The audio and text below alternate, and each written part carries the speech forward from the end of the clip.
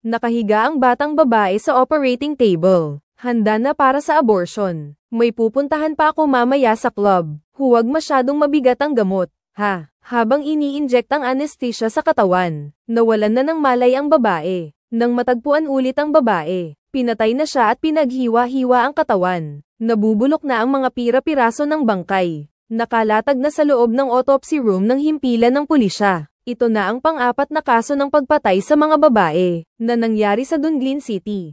Para mapabilis ang pagresolba sa kaso, ang pulisya ay napilitang makipagtulungan sa isang psycho na nananakit ng mga babae. Liang Yandong ang pangalan niya. Nakakulong siya sa Dunglin Prison. Ang kaso, panggagahasa at pagpatay sa mga babae. Pero kasabay nito, isa rin siyang dalubhasa sa criminal psychology na may napakataas na IQ. Gamit ang mga impormasyon mula kay Liang Yandong, sina Renfei at ang mga kasamahan niya ay pumunta sa isang abandonadong ospital ng mga babae. Habang iniimbestigahan ito ng dalawa, sinugod si Renfei ng isang buntis. Agad na inaresto ng pulisya ang ospital. Pagkatapos ng imbestigasyon, wala silang anumang natuklasan. Nang magising ang buntis, kinapanayam siya ng pulisya. Base sa alaala ng buntis, alas 9 na ng umaga, tumawag ang ospital sa babae. Pinapadalhan siya ng mga papeles sa itinakdang klinika para sa pagsusuri. Dumating siya sa klinika na pinag-usapan nila ng doktor. Ngunit ang klinikang ito ay napakakaiba. Medyo nag-aalala ang babae. Ngunit sa oras na iyon ay tumawag ang doktor ang babae. Pabilisin mo siyang pumasok. Umakyat siya sa ikalawang palapag ayon sa utos ng doktor.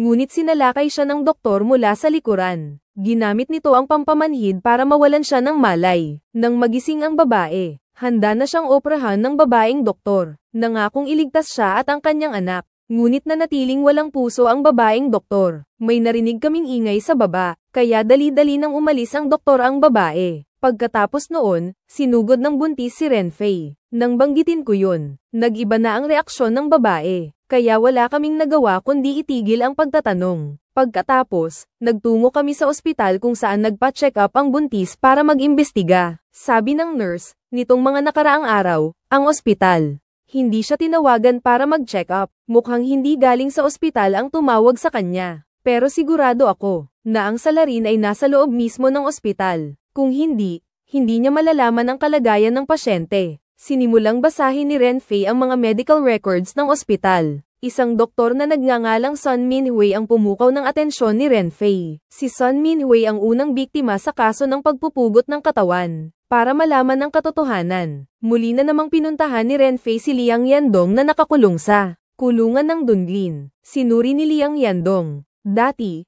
ang pagpili ng mga biktima ng kriminal ay yaong mga biktima na gustong magpalaglag. Ginagampanan ng kriminal ang papel ng isang tagapaghiganti, at ang target ng kriminal sa pagkakataong ito, isang buntis na malapit ng manganak. Hinala ni Liang Yandong, ang buntis na ito para sa kriminal, ay isang napaka-espesyal na pagkatao. Napaka-espesyal na kailangan pang lumabag ang kriminal sa kanyang batas sa araw, upang parusahan siya. Maliwanag, ang kriminal ay nawalan na ng pag-iisip dahil sa buntis na ito. Kapag nawalan ng pag-iisip ang isang tao, magsisimula itong magkamali, at ang pagkakamali ay mag-iiwan ng bakas. Para masolusyonan ang palaisipan, sinimulan ni Renfei na tanungin ang mag-asawang buntis na si Qin Jiaxen. At habang nagtatanong, napagpasyahan ni Liang Yandong sa pamamagitan ng ekspresyon ni Qin Jiaxen, na may itinatago siyang bagay sa pulisya. Sa tulong ng psychological suggestion ni Renfei, sa wakas ay nasabi na ni Qin Jiaxen ang totoo. Bago mawalan ng malay si Qin Jiaxen dahil sa salarin, may narinig siyang sinabi ang mamamatay tao, na wala palang karapatan ang lalaking iyon na maging ama. Mayroon palang nabigong pag-aasawa ang asawa ni Qin Jiaxen. Ang kanyang dating asawa, si Zhang Yifan, ay may premature ovarian failure. Si Zhang Yifan, ang kanyang dating asawa,